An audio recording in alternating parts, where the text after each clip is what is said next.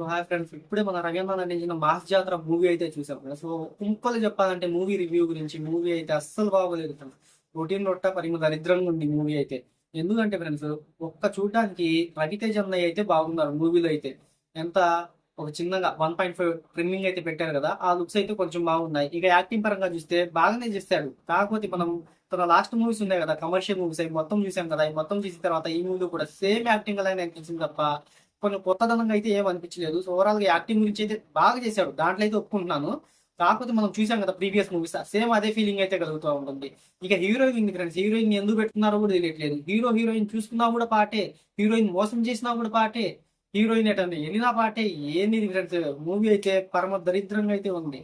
ఇంకా మనం ఊర్లలో వచ్చేసరికి వరి పంట పండించినట్టు కలకత్తాలో అయితే ఈ స్మగ్లింగ్ సంబంధించినవి ఉన్నాయి కదా ఫ్రెండ్స్, తాగుడు పదార్థాలు అవి అయితే పండిస్తూ ఉంటారన్నమాట. అరే ఎందుకురా భాయ్ అంటే, మన అక్కని కిడ్నాప్ చేశారు, సో దాన్ని విడిపించుకోవడానికి మనం అయితే తెచ్చుకోవాలి కదా, అది ఇది అని చెప్తూ ఉంటారు. సో మనం ఎన్ని మూవీస్ లో చూడలేదు ఫ్రెండ్స్. ఇక హీరో వచ్చేసరికి హీరో వాళ్ళ తాతయ్య ఉన్నారు కదా, సో హీరో వాళ్ళ అమ్మ నాన్న అయితే పోలీసు.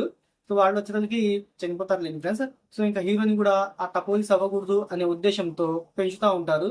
సో తర్వాత చివరికి హీరో ఎట్లాగైనా పోలీస్ అవ్వాలనే ఖచ్చితమైన ఉంటాడు.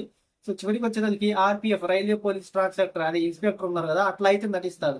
సో ఇక నటించిన తర్వాత మన హీరో అయితే అన్నిట్లోకి వెళ్ళి వేలు పెట్టేస్తా ఉంటాడు అనమాట. మన హీరో డిస్ట్రిబ్యూషన్ లో అంటే ఆ ట్రైన్స్, తన గూడ్స్ వస్తాయి కదా, తన డిస్ట్రిబ్యూషన్ లో లేని వాటికి కూడా వెళ్ళి గెలుపుకొని మరి తగిలించుకొని గుద్దలు తెచ్చుకుని మరి వస్తూ ఉంటారు.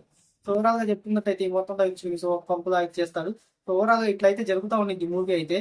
సో వాళ్ళైతే ఒక స్టోర్ పాయింట్ అయితే చేస్తారు ఫ్రెండ్స్ అక్కడ. దాన్ని కాపలాకి ఏది, అది వాళ్ళు ఏదో పట్టుకుంటారు కదా ఫ్రెండ్స్, ఆ పట్టుకున్న దానికి వచ్చేది ఫ్రెండ్స్ కాపలాకి వాళ్ళ తాతయ్యని అయితే పెడతారు. వాళ్ళ తాతయ్య చేసిన క్యారెక్టర్ ఉంది కదా ఫ్రెండ్స్, ఆ క్యారెక్టర్ ఏదన్నా బాగుందా అంటే అది కొంచెం ఓవర్ ఉంది ఆ క్యారెక్టర్ కూడా మనం చూసుకున్నట్టయితే.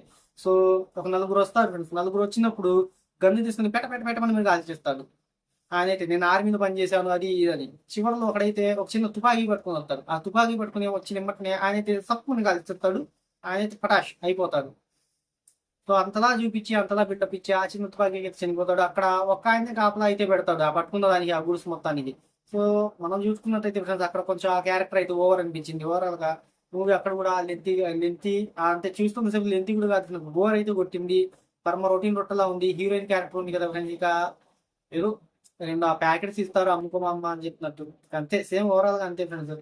సో మూవీ చూసినట్టయితే శ్రీలీల గురించి చెప్పుకున్నట్టయితే ఇంకేముంది ఫ్రెండ్స్, రొటీన్ రొట్టనే కేవలం పాటల కోసం.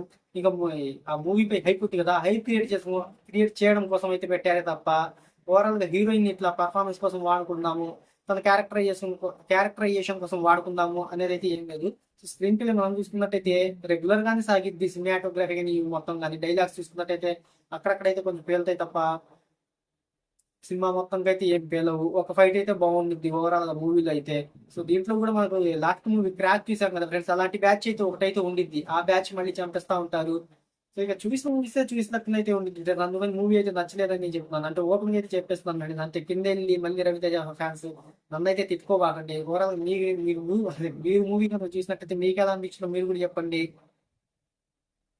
లాస్ట్ గా మూవీ వచ్చేది ఫ్రెండ్స్ చాలా అంటే చాలా బాగోలేదని అయితే చెప్పేస్తున్నాను ఫ్రెండ్స్ ఓపెన్ గా అయితే.